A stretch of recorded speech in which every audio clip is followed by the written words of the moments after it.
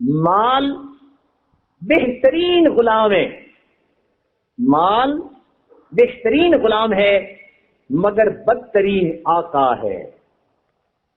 اگر ماتحت بنا کے رکھیں تو بہترین ماتحت ہے، اور اگر آقا بنا کے رکھیں تو بدترین آقا ہے۔ قرآن مجید میں مال کی اچھائیاں بھی بیان ہوئی اور مال کی برائیاں بھی بیان ہوئی۔ قرآن مجید میں مال کی اچھائیاں بھی بیان ہوئی اور مال کی برائیاں بھی بیان ہوئی۔ لا تلہکم اموالکم، تمہارے مال تمہیں ہلاک نہ کر دے، تو برائیاں بھی بیان ہوئی، اچھائیاں بھی بیان ہوئی۔ علماء نے کہا کہ اس کا مطلب یہ ہوا اچھے مقصد کے لیے خرچ ہو رہا ہے تو مال اچھا ہے، اور برے مقصد کے لیے خرچ ہو رہا ہے تو مال برا ہے۔ لہذا کچھ خوش نصیب ہوتے ہیں کہ جن کو اللہ تعالیٰ مال بھی دیتا ہے اور وہ اس مال کے ذریعے اللہ کا قرب حاصل کر رہے ہوتے ہیں، جیسے سیدنا عثمان غنی رضی اللہ عنہ خوب خرچ کرتے تھے۔ کبھی مسلمانوں کے لیے پانی کا کنواں خرید کے وقف کر رہے ہیں، کبھی پورا کا پورا قافلہ اونٹوں کا سامان سے بھرا ہوا مدینہ میں قحط پڑ گیا، اور عین اس موقع پہ کسی کا مال آیا نہیں۔ حضرت عثمان غنی عنہ کا قافلہ آیا، سینکڑوں اونٹ جو کھانے پینے کی چیزوں سے لدے ہوئے تھے۔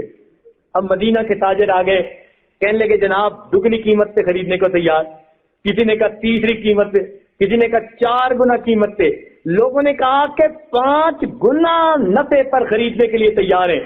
سبحان لگے نفع تھوڑا ہے، وہ حیران، 5 گنا قیمت ہم دے رہے ہیں ہول سیل میں اور یہ کہہ رہے ہیں کہ ابھی فائدہ تھوڑا ہے۔ فرمانے لگے ہاں مجھ سے ایک ایسا خریدار بھی ہے جو 700 گنا نفع پر اس کو خریدنے کے لیے تیار ہے، میں اسے اس کے کیوں نہ حوالے کروں۔ یہ کہہ کر سارا مال مدینہ کے لوگوں کے اوپر تقسیم کروا دیا۔ تو یہ لوگ ہیں جو مال کے ذریعے اپنی آخرت کماتے ہیں۔ چنانچہ حدیث پاک میں آتا ہے عید کا دن نبی علیہ السلام عید پڑھنے کے لیے جانے لگے۔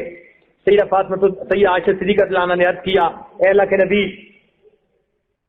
کچھ ہمیں دے دیجئے خرچ کرنے کے لیے، مدینہ کی بیوائیں مدینہ کے یتیم آئیں گے، ہم گھر میں کچھ پکا لیں، پیسے سے منگوا لیں تاکہ جب وہ لوگ آئیں تو ان کو ہم عید کے دن کچھ دے سکیں۔ نبی علیہ السلام نے فرمایا میری جیب میں تو اس وقت کچھ نہیں، خاموش ہو گئی۔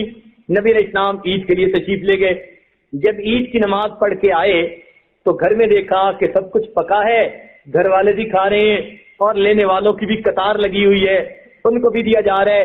تو نبی علیہ السلام بڑے حیران ہوئے، پوچھا عائشہ یہ سب کچھ کیسے آ گیا؟ عرض کیا اللہ کے نبی جب آپ مسجد میں تشریف لے گئے تو پیچھے عثمان غنی رضی اللہ عنہ نے آپ کی ہر بیوی کے گھر 1 اونٹ سامان سے لدا ہوا تحفے اور ہدیے کے طور پر بھیجا، ہم نے اس کو پکایا، خود بھی کھا رہے ہیں اور اپنے لوگوں کو بھی دے رہے ہیں۔ نبی علیہ السلام کا دل خوش ہوا، فرمایا یا رحمان سہل الحساب علی عثمان، اے رحمان اس عمل کے بدلے عثمان کا حساب آسان کر دیجئے۔ چنانچہ علماء نے لکھا ہے قیامت کے دن سیدنا عثمان غنی لانوں کا حساب بہت آسانی کے ساتھ ہو جائے گا۔ تو اس طرح مال کو اللہ کے راستے میں خرچ کرنے والے ان کو تو یہ مال اللہ کا قرب عطا کرے گا، اور جو لوگ فقط دنیائی میں انویسٹمنٹ کرتے رہتے ہیں یا گن کے رکھتے رہتے ہیں اور ان کو دین پہ خرچ کرنے کی توفیق نہیں ہوتی، یہ مال قیامت کے دن ان کے لیے وبال بن جائے گا۔